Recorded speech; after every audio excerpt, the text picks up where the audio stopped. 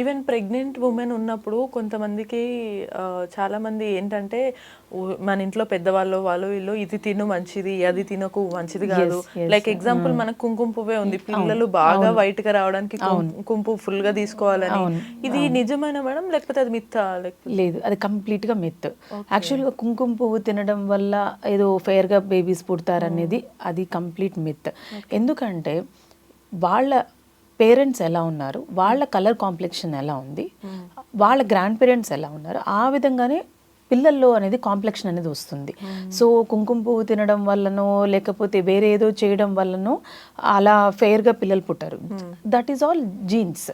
So jeans ఎలా ఉంటుందో అలా ఉంటుంది. అండ్ మీరు ఇందాక అన్నారు కదా, అంటే ఆహారపు అలవాట్లు అది తినకూడదు ఇది తినకూడదు అని. చాలామంది బనానా తినకూడదు అలా కూడా చెప్తుంటారు ప్రెగ్నెన్సీలో. సో ప్రెగ్నెన్సీలో ఇది తినకూడదు అది తినకూడదు అనేది రెస్ట్రిక్షన్ ఏమీ ఉండదండి, అన్నీ తినచ్చు. కాకపోతే ఈజీ డైజెస్టబుల్ ఫుడ్ తీసుకుంటే